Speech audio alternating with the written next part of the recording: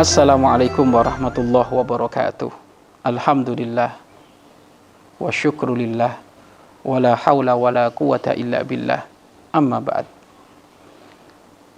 Sahabat-sahabat yang dirahmati oleh Allah Subhanahu wa taala, perindu-perindu Allah Subhanahu wa taala,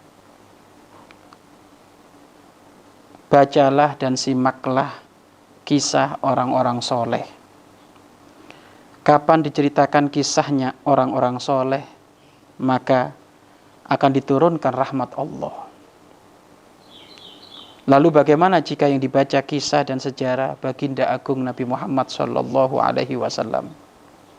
Tidak hanya rahmat yang turun, akan tetapi bertambah kokoh iman dalam hatimu, serta semakin indah akhlak kepribadianmu. Pemirsa yang dimuliakan oleh Allah Subhanahu wa taala, ketenangan hati, kesejukan hati itu sumbernya dari Allah, karena rahmatnya Allah. Dan pemberian rahmat Allah itu diantaranya sebab musababnya adalah kapan kita sering membaca sejarah orang-orang soleh. Manaqibul aulia atau manaqibus solihin, manaqib sejarah singkat orang-orang soleh, itu akan menjadikan ketenangan hati. Cerita Syekh Abdul Qadir Jailani, cerita Imam Ghazali, cerita Imam Ahmad bin Hambal, cerita Imam Syafi'i, cerita Imam Malik, cerita Imam Abu Hanifah. Ini kalangan dari orang-orang soleh.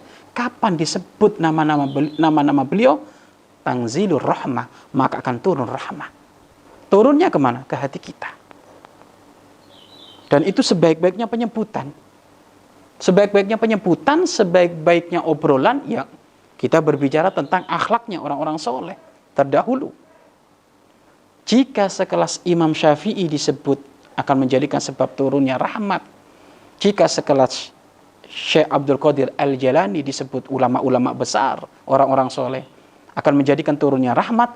Lalu bagaimana jika disebut ceritanya pemimpin dari orang-orang soleh, baginda agung Nabi Muhammad sallallahu alaihi wasallam, maka tentu ini bukan hanya rahmat itu akan turun, keberkahan, rahmat, pengkabulan doa, dan juga akan menjadikan imanmu semakin kokoh, kuat. Dan kapan imanmu kokoh, akhlakmu kokoh, kepribadianmu akan menjadi kepribadian yang hebat. Maka bercerita tentang Rasulullah ini penting. Maka pemirsa yang dirahmati oleh Allah, Anda jangan kumpul di rumah dengan keluargamu kecuali ceritanya Nabi Muhammad. Anda jangan kumpul dengan anak-anakmu kecuali ceritanya Nabi Muhammad. Kamu jangan kumpul dengan pembantumu kecuali ceritanya Nabi Muhammad. Kamu jangan kumpul dengan santrimu, bawahanmu, anak buahmu kecuali Nabi Muhammad. Jangan kumpul dengan karyawanmu kecuali berbicara tentang Nabi Muhammad SAW. Kenapa? Ini pemimpin dari orang-orang soleh. Kapan disebut kemuliaan, pengkabulan doa, pemberian rahmat dari Allah akan kita raih, kita dapat. Mungkin kita hidup butuh barokah kok. Kita ini hidup butuh rahmat Allah. Nggak ada barokah, nggak ada rahmat Allah, sia-sia kita hidup. Agar mudah mendapatkan keberkahan dan rahmat Allah, sebut kekasihnya, baginda Nabi Muhammad sallallahu alaihi wasallam. Terserah orang mau mengatakan, "Wow, itu nggak boleh, bid'ah." Orang ngomong nggak pakai ilmu ya asal jeplak aja bid'ah.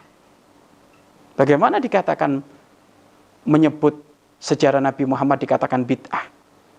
Oh enggak, itu kan kumpul-kumpul. Siapa yang melarang kumpul-kumpul? Wong kumpul-kumpul bukan main domino, kumpul-kumpul bukan main sekak.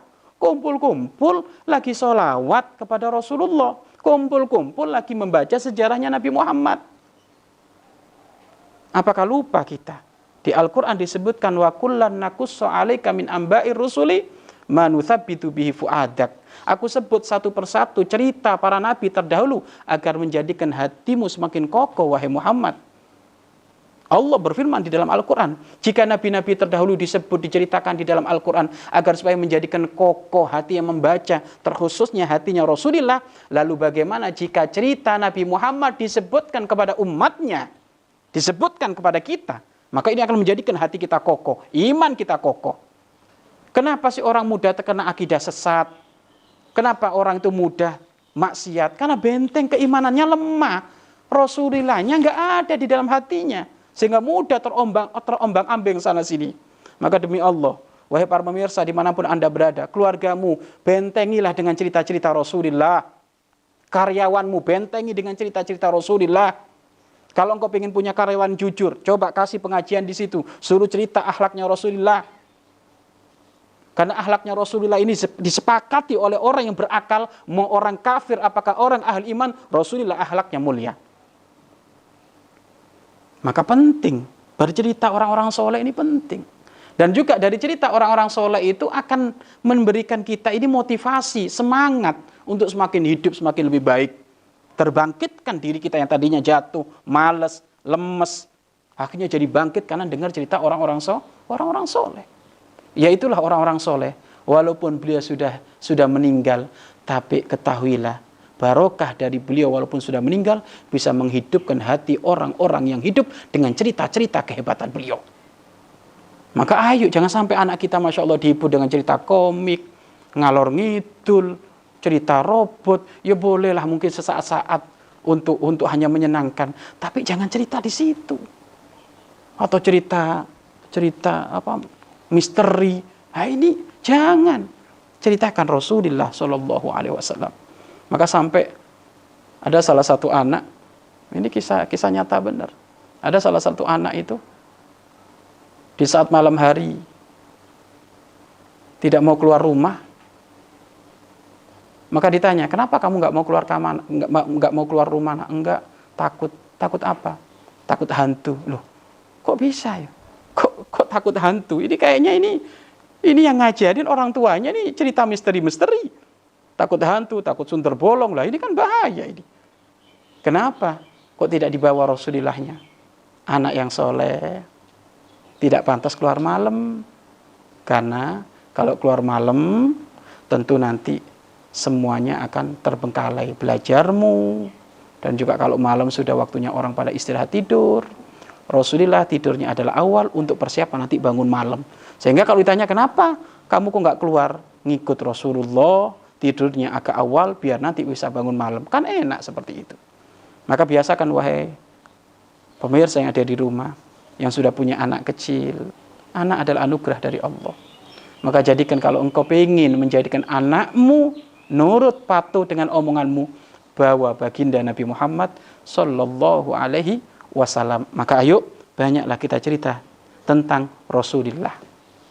Banyaklah kita cerita tentang para sahabat. Banyaklah kita cerita tentang para kiai, para ulama, tokoh-tokoh soleh dari kalangan pembesar-pembesar di zamannya seperti Imam Ahmad, Imam Syafi'i, dan imam-imam yang lainnya. Insya Allah dengan kita sering cerita seperti ini, maka mau nggak mau kita akan ketularan ngikut. Jangan sampai kita gunjing, jangan sampai kita obrolan tidak ada manfaatnya. Tapi jadikan obrolan kita adalah sejarah orang-orang soleh. Ingat, sejarah orang-orang soleh jika dibaca, disebut, akan menjadikan hati tenang dan akan menjadikan semangat bangkit dalam diri kita untuk mengikuti mereka. Wallahu a'lam bishawab.